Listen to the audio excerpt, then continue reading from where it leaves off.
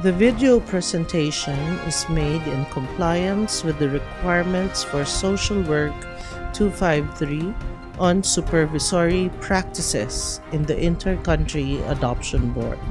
Interview Ms. Gina Escalante, Senior Social Worker, SW5 of the Inter-Country Adoption Board, who is going to give us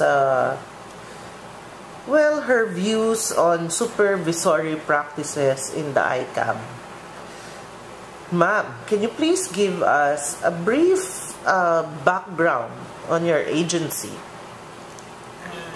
Inter-Country Adoption Board was created in 1995 as a result of the enactment of the Inter-Country Adoption Law, which governs the adoption of Filipino children by Filipino citizens or foreign nationals who are permanently residing abroad. What is the staffing pattern in ICAB? How many social workers? Yes, we have 18 total social workers at ICAB.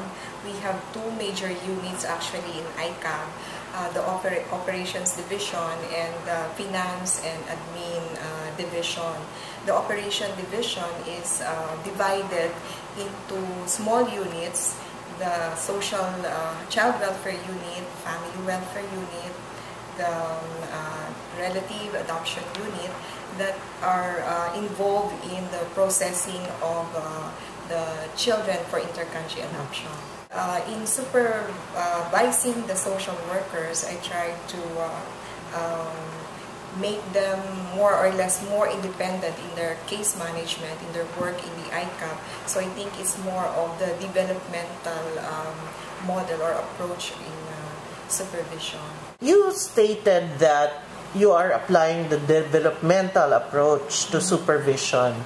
Can you please elaborate for us how the developmental approach is applied in ICAB as an agency?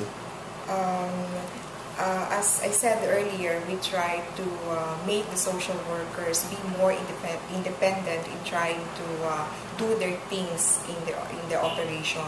So we try to give them a specific caseload and specific cases and try to show them how a specific case should be handled or how they have to assess a specific case.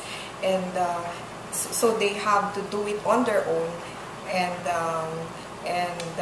they can make their own assessment of the case after we do, or we present to them how we do things in the office. And we also try to give them opportunities to train or have trainings outside so that they will learn more on how to do things. They could consult with each other, not only with the direct supervisor, but with their peers and the head of the operations. Do you have other programs like continuing education for social workers in the office? We have every Friday a continuing education program for the social workers. We invite speakers who are experts in their fields to try to teach us on how to improve our case management, our style, our assessment of the cases of children and families in the operations. What is the frequency of your supervisory meetings? We have regular supervisory meetings with all the head of the operations at least twice a month, but we meet as a group in the operations once in a month. Is that sufficient to make the delivery of services to the client excellent? I think it's sufficient because we try to discuss all the concerns during our supervisory meetings, and if we have it very frequently, I think there will be some concerns in the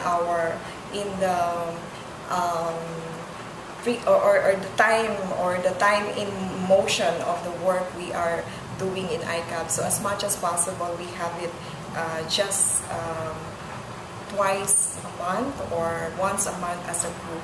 How long has this office been established? It's been 17 years since the office was established in 1995. How long have you worked with the office?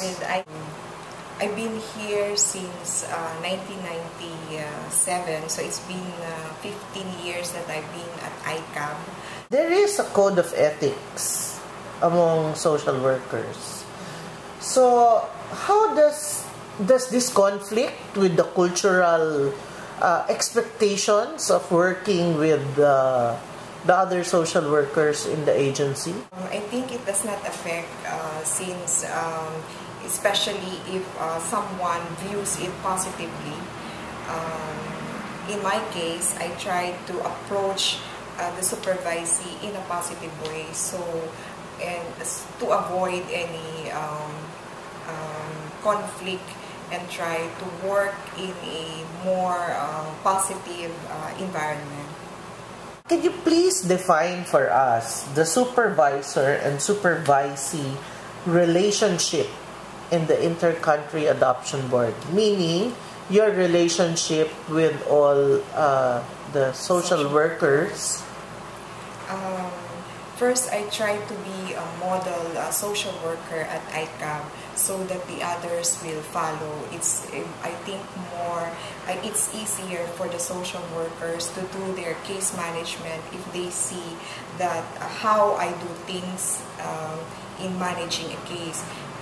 We also try to teach them or give lectures on how a certain case will have to be assessed or managed by a particular social worker and particular unit, but overall it's, I think, more on trying to show them and guide them on how to do things so that they know more on how to manage a certain case.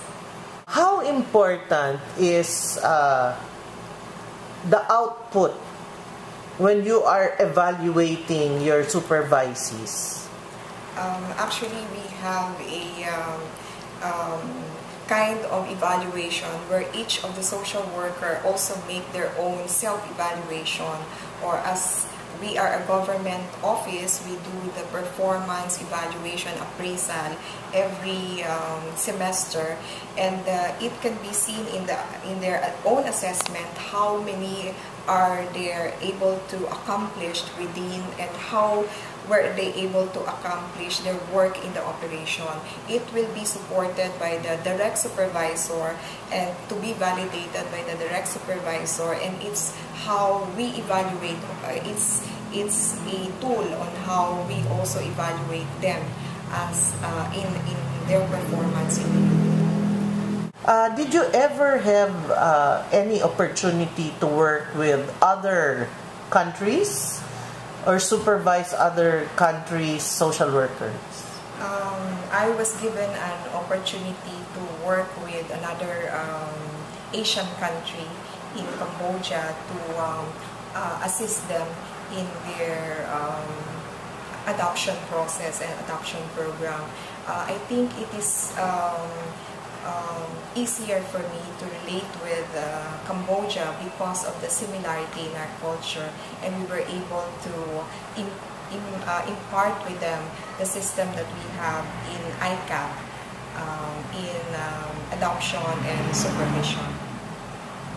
So you are confirming that culture does play to a certain degree an important part in supervision. Yes, I think so.